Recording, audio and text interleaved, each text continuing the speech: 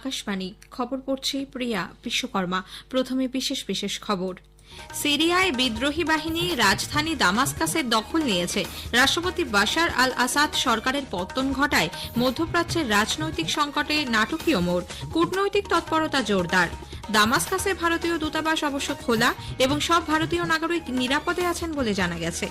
ভারত বাংলাদেশ দ্বিপাক্ষিক সম্পর্ক নিয়ে ঢাকা আশাবাদী বলে সে দেশের বিদেশ বিষয়ক উপদেষ্টা মন্তব্য করেছেন। ভারতের বিদেশ সচিব বিক্রম মিশ্রি গুরুত্বপূর্ণ আলোচনায় যোগ দিতে আগামীকাল ঢাকা যাচ্ছেন। বাংলাদেশের সংখ্যালঘু নিপীড়নের অভিযোগে এবং তার প্রতিবাদে আজও পশ্চিমবঙ্গের বিভিন্ন জায়গায় বিক্ষোভ মিছিল। প্রধানমন্ত্রী আগামীকাল রাজস্থান ও হরিয়ানা সফরে যাচ্ছেন। জয়পুরে তিনি রাইজিং রাজস্থান গ্লোবাল সামিটের উদ্বোধন করবেন। ভারত রাশিয়া সামরিক সহযোগিতা নিয়ে আলোচনা করতে প্রতিরক্ষা মন্ত্রী রাজনাথ সিং মস্কো গেছেন। ফিডে বিশ্ব দাবায় ভারতের ডি গুকেশ একাদশ গেমে ডিং লিরেনকে হারিয়ে 6-5 এগিয়ে গেছেন। আইএসএল ফুটবলে মোহনবাগানের জয়। আসছে বিস্তারিত খবরে। সিরিয়ায় বিদ্রোহী বাহিনী দামাস্কাস দখল করে নিয়েছে। বাশার আল আসাদ সরকারের পতন ঘটায় সিরিয়ায় দীর্ঘদিন ধরে চলা গৃহযুদ্ধ ঐতিহাসিক মোড় নিয়েছে। রাজধানী দামাস্কাসে বিদ্রোহীদের উদযাপন শুরু হয়েছে। এদিকে নাটকীয় ঘটনায় সিরিয়ার বিদ্রোহীরা দামাস্কাসে ইরানের দূতাবাসে ঢুকে পড়ে। অন্যদিকে বিদ্রোহী বাহিনী রাজধানীর দিকে এগিয়ে আসতে থাকায় হেজবুল্লাহ সিরিয়া থেকে তার সমস্ত বাহিনী প্রত্যাহার করে নিয়েছে বলে লেবাননের 2 সুরক্ষা আধিকারিক জানিয়েছেন। দুবাই থেকে আকাশবাণীর সংবাদদাতা বিনোদ কুমার জানাচ্ছেন, বিদ্রোহীরা ঝটিকা আক্রমণ চালিয়ে প্রথমে তৃতীয় বৃহত্তম শহর হোমস দখল করে নেয়। তারপর তারা দামাস্কাসের দিকে অগ্রসর হয়। আসাদ সরকারের পতনের ফলে মধ্যপ্রাচ্যে এক নতুন সংকটের সৃষ্টি হয়েছে। ইসরায়েল গোলান হাইটস সীমান্ত এলাকায় দ্রুত অতিরিক্ত বাহিনী মোতায়েন করেছে। সীমান্ত এলাকা বরাবর যাবতীয় কৃষি জমিকেও ইসরায়েলি কর্তৃপক্ষ সামরিক অঞ্চল হিসেবে ঘোষণা করেছে। 1974 সালে চুক্তি অনুযায়ী ঘোষিত অভিন্ন সীমান্ত এলাকা নিয়ে নতুন করে অনিশ্চয়তা দেখা দিয়েছে। বিদ্রোহীদের দামাস্কাস দখল এবং আসাদ সরকারের পতনের ফলে এই অঞ্চলে কূটনৈতিক তৎপরতা বৃদ্ধি পেয়েছে। রাশিয়ার বিদেশমন্ত্রী সের্গেই ল্যাভরভ স্থিতাবস্থা ফিরিয়ে আনার পন্থা পদ্ধতি নিয়ে আলোচনা করতে সিরিয়ার রাষ্ট্রসংঘ দূতের সঙ্গে দ্রুত বৈঠকে বসেন। মার্কিন যুক্তরাষ্ট্র পূর্ব সিরিয়ায় তার উপস্থিতি বজায় রেখে ইসলামিক রাষ্ট্রের পুনরুত্থান ঠেকাতে সব রকম ব্যবস্থা নেবার অঙ্গীকার করেছে। এদিকে লেবানন সীমান্তে স্থানীয় বাসিন্দারা উৎসবে মেতে উঠেছেন। ঘরে ফিরতে আগ্রহী সিরিয়ার নাগরিকদের মধ্যে তারা মিষ্টি বিতরণ করেন। ইউরোপীয় ইউনিয়নের শীর্ষস্থানীয় কূটনীতিকরা আসাদ সরকারের পতনকে তার দীর্ঘদিনের মিত্র মস্কো এবং তেহরানের কাছ থেকে সমর্থন হ্রাসের প্রমাণ বলে বর্ণনা করেছেন। দামাস্কাসে ভারতীয় দূতাবাস খোলা রয়েছে। বিদেশ মন্ত্রক সূত্রে জানানো হয়েছে, ভারতীয় দূতাবাস সমস্ত ভারতীয় নাগরিকের সঙ্গে যোগাযোগ রেখে চলছে এবং তারা নিরাপদে আছেন। দেশের নাগরিকদের যেকোনো সাহায্যের জন্য তারা প্রস্তুত। ঘানার রাষ্ট্রপতি নির্বাচনে সরকারিভাবে ফলাফল ঘোষণার আগেই ক্ষমতাসীন নিউ পেট্রিয়টিক পার্টির প্রার্থী এবং উপরাষ্ট্রপতি মাহমুদু বাউমিয়া পরাজয় স্বীকার করে নিয়েছেন। তারপরই বিরোধী প্রার্থী জন মাহামা নিজেকে বিজয়ী বলে দাবি করেছেন। উপরাষ্ট্রপতি বাউমিয়া বলেছেন, ঘানার জনগণ পরিবর্তনের পক্ষে ভোট দিয়েছে। তিনি এই সিদ্ধান্তকে মর্যাদা জানাচ্ছেন। বিরোধী প্রার্থী জন মাহামা সমাজ মাধ্যমের এক বার্তায় এই বিজয়কে অত্যন্ত গুরুত্বপূর্ণ বলে বর্ণনা করেছেন। ঘানার নির্বাচন কমিশন সূত্র অনুযায়ী মঙ্গলবার নাগাদ সরকারিভাবে ফলাফল ঘোষিত হওয়ার সম্ভাবনা। 65 বছর বয়সী মাহামা এর আগে 2012 থেকে 17 সাল পর্যন্ত ঘানার রাষ্ট্রপতি পদে ছিলেন। বাংলাদেশের বিদেশ বিষয়ক উপদেষ্টা মোহাম্মদ তৌহিদ হোসেন বলেছেন, গত 2-3 মাস ধরে ভারতের সঙ্গে দ্বিপাক্ষিক বাণিজ্যের যে ঘাটতি চলছে তার নিষ্পত্তি বিষয়ে ঢাকা আশাবাদী। বাংলাদেশের রাষ্ট্রায়ত্ত সংবাদ সংস্থা বিএসএস এ খবর দিয়ে জানাচ্ছে, খুব শীঘ্রই সৌহার্দ্যপূর্ণভাবে বিষয়টির নিষ্পত্তি ঘটবে বলে বিদেশ বিষয়ক উপদেষ্টা মন্তব্য করেছেন।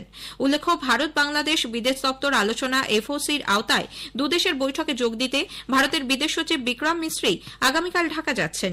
এই বৈঠকে দুদেশের মধ্যে দ্বিপাক্ষিক বাণিজ্য সহ পারস্পরিক স্বার্থ সংশ্লিষ্ট বিভিন্ন বিষয় নিয়ে আলোচনা হবে বলে আশা করা হচ্ছে। শ্রী হোসেন বলেন, সমস্যার সমাধান করতে চাইলে প্রথমে সেই সমস্যার অস্তিত্ব স্বীকার করে নিতে হবে।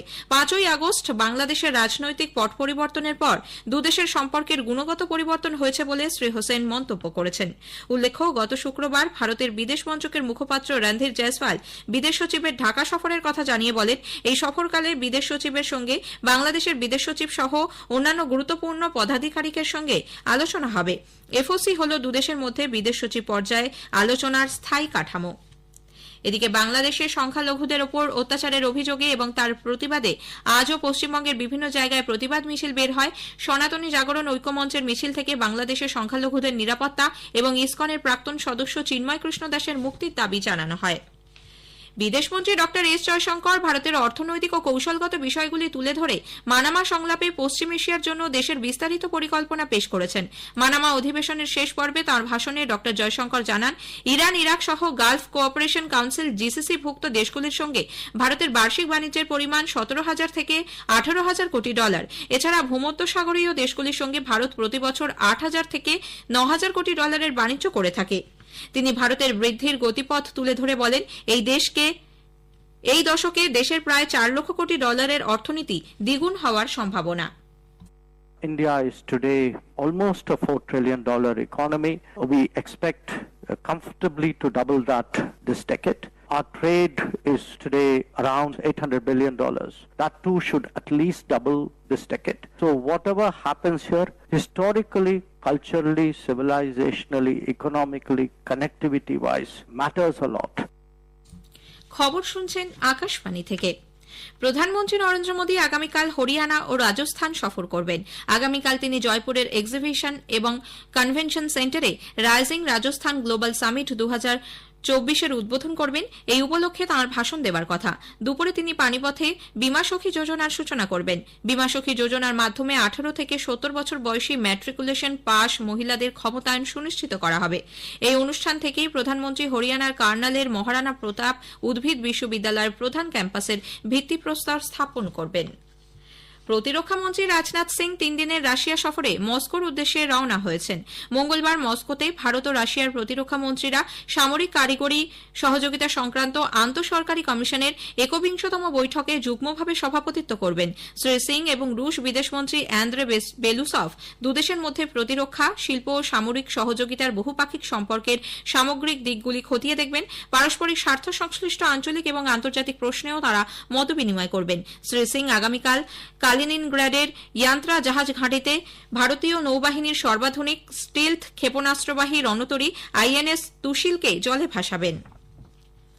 কেন্দ্রীয় স্বরাষ্ট্রমন্ত্রী অমিত শাহ বলেছেন, গত 6 দশক ধরে সীমান্তরক্ষী বাহিনীর সাহস, শৌর্য ও ত্যাগের সঙ্গে সীমান্তের প্রথম নিরাপত্তাকে সুদৃঢ় করে চলেছে।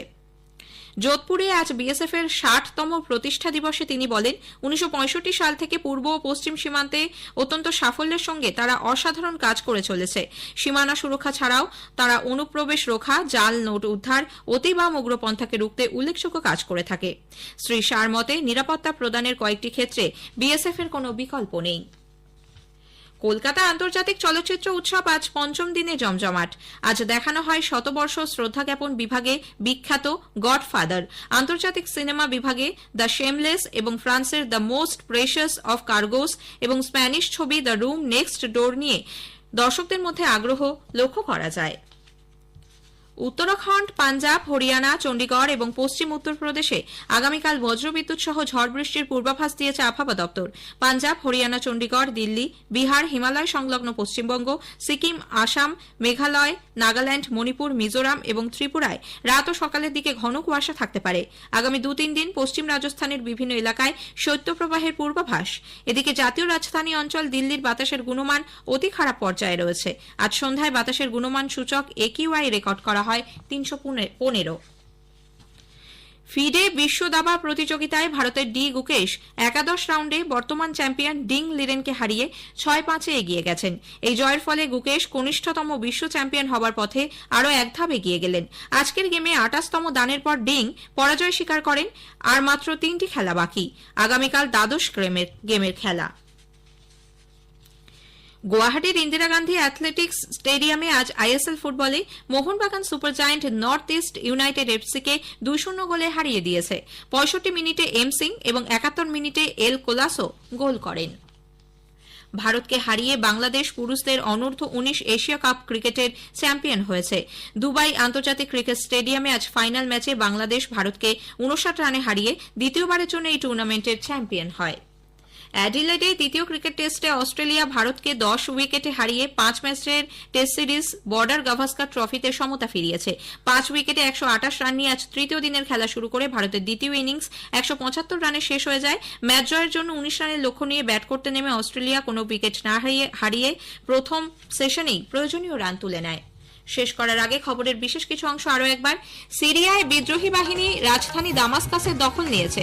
রাষ্ট্রপতি বাশার আল আসাদ সরকারের পতন ঘটায় মধ্যপ্রাচ্যের রাজনৈতিক সংকটে নাটকীয় মোড়। কূটনৈতিক তৎপরতা জোরদার।